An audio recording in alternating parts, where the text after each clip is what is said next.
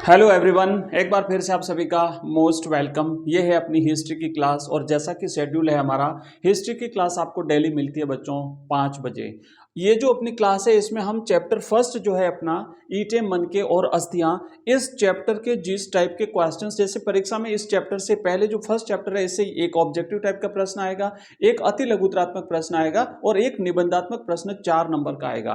तो जिस तरीके से प्रश्न पूछा जाएगा उसी तरीके के क्वेश्चंस का हम कर रहे हैं अभ्यास। तो हमने जो पिछला इसका पार्ट फर्स्ट था उसमें इस चैप्टर से जितने ऑब्जेक्टिव बनते थे, जितने अति लघुत्रात्मक बनते थे, वो सारे के सारे हमने किए हैं। और अब बच्चों हम क्या करेंगे कि यहां से कुछ बड़े प्रश्न, जो निबंधात्मक भी एक प्रश्न पूछा जाएगा, तो हमने कुछ क्वेश्चंस इसमें शामिल किए हैं। निबंधात्मक देखेंगे, कुछ अति लघुत्रात्मक भी देखेंगे।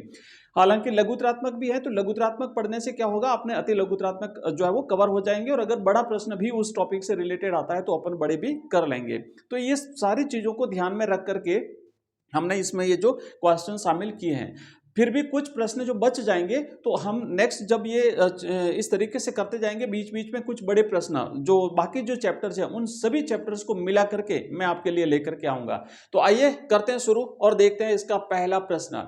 पहला प्रश्न है कि मोहनजोदड़ो के कौन से वास्तुकला संबंधी लक्षण नियोजन की ओर संकेत करते हैं। नियोजन का मतलब होता है प्लानिंग। मोहनजोदड़ो जो केंद्र है हड़प्पा सभ्यता का, वहां की ऐसी क्या क्या चीजें हैं, क्या क्या विशेषताएं हैं, क्या क्या लक्षण हैं जो हमें ये बताते हैं कि ये नगर जो थे बिल्कुल प्लानिंग के अकॉर्डिंग, नियोजन के अकॉर्डिंग सोच समझ करके बनाए गए थे। तो ध्यान से समझना है पहले प्रश्नों को, अगर आपने समझ लिया ना तो आधी चीज तो अपनी क्लियर हो जाती है। तो देखो क्या चीज है बच्चों कि मोहनजोदड़ो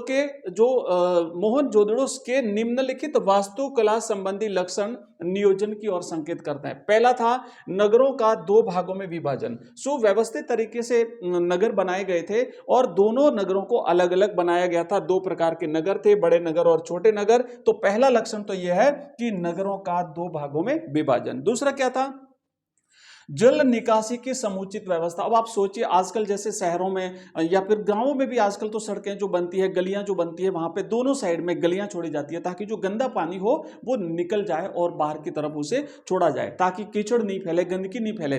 तो सोचो आज से तकरीबन 4000 वर्षों पहले या 4500 वर्षों पहले इन लोगों ने इस तरीके से यह सोच लिया था।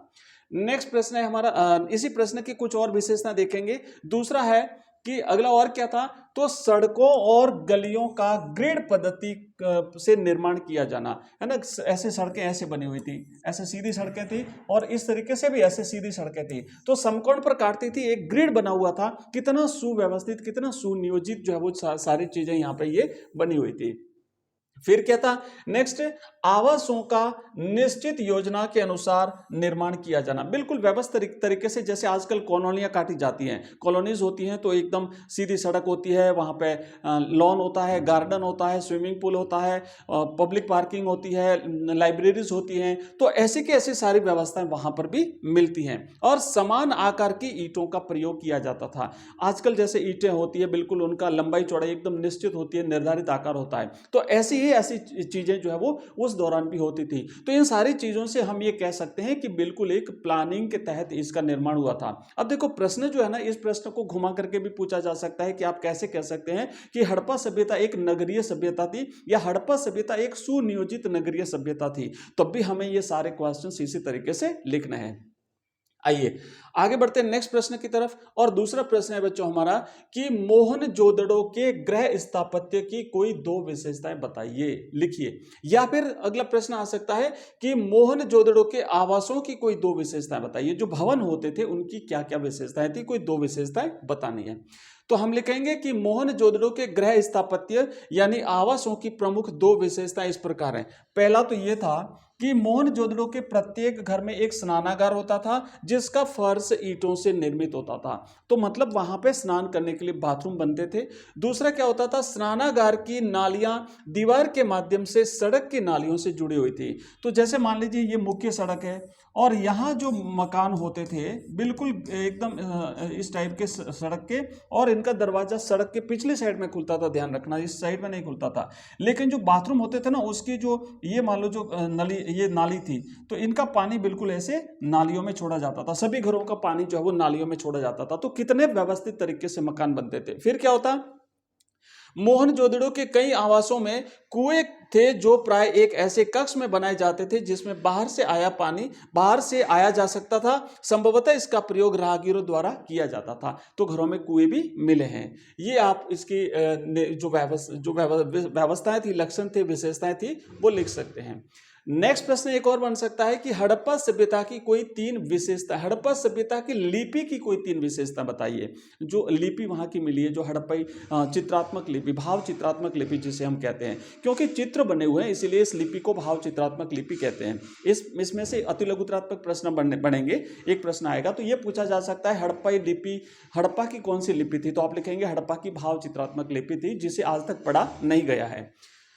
तो हड़प्पा लिपि की 3 प्रमुख विशेषताएं इस प्रकार है। अब इसको है ना, जैसे अब आप कहोगे सर आप तो अति लघुत्रात्मक कह रहे थे और आप तो निबंधात्मक करवा रहे, आप तो लघुत्रात्मक करवा रहे हो। तो बच्चों लघुत्रात्मक प्रश्न अगर हमने कर लिया तो उसका अति लघुत्रात्मक आराम से कर सकते हैं। छोटे छोटे विशेषता लिखनी है, लिख सकते हैं हम, कॉमा लगा करके हम उसे अति लघुत्रात्मक बना सकते हैं और पूछा जा सकता है। और इसी प्रश्न को अगर निबंधात्मक करना है तब भी हम कर सकते हैं।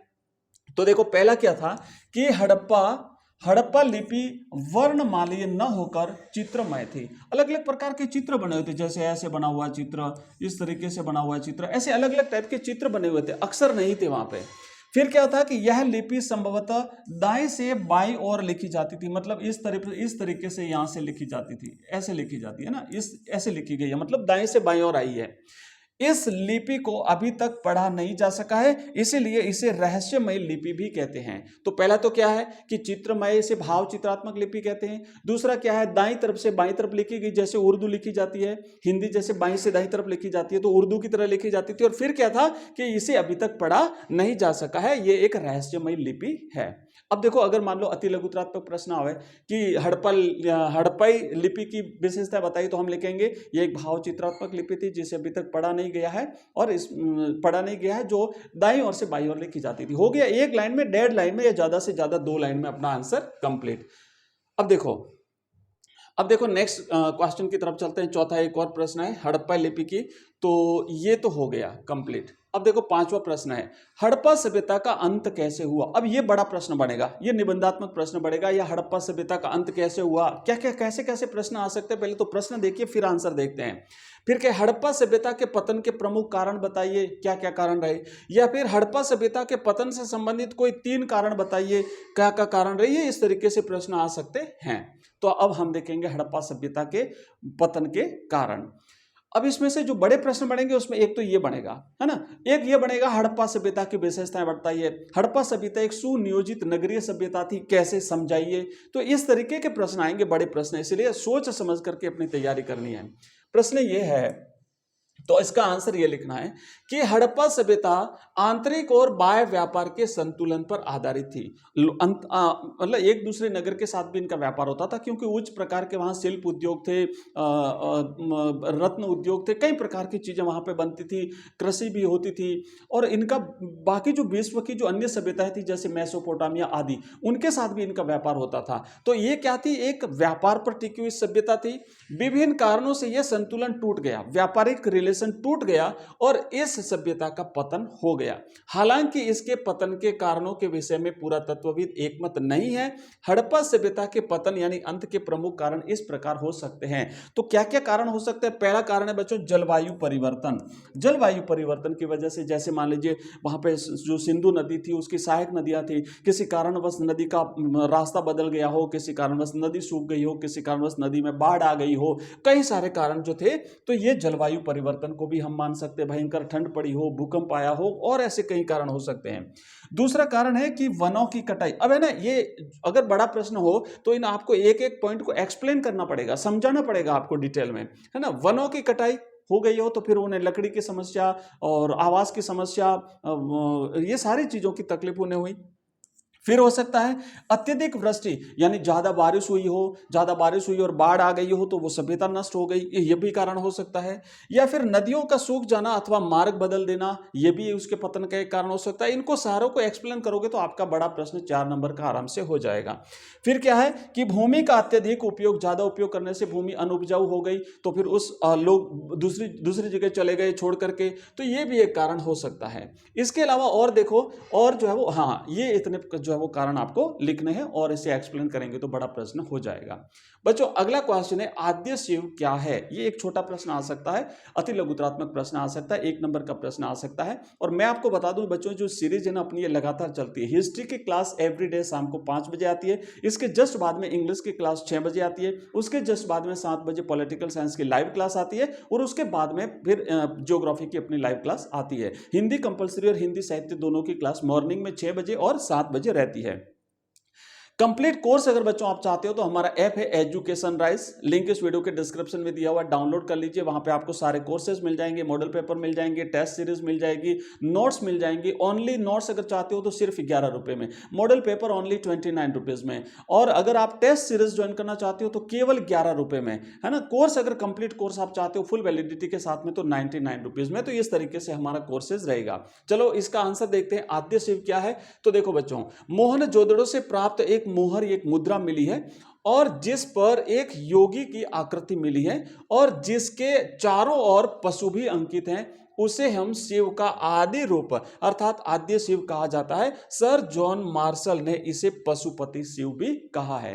तो बिल्कुल सिंपल सा है। अगर अति लघुतरात्मक में लिखना हो तो हम कहेंगे कि मोहनजोदड़ो से एक जो शिव की मूर्ति मिली है, एक आदि पुरुष की मूर्ति मिली है, जो जिसके चारों ओर पशु बने हुए हैं, उसे आदि शिव कहा गया है। तो बच्चों ये थी अपनी आज की क्लास, और कैसी लगी ये क्लास मुझे कमेंट बॉक्स में कमेंट करके जरूर बताइए। वीडियो को लाइक करिए। मिलते हैं अगली क्लास में, तब तक के लिए जय हिंद जय भारत।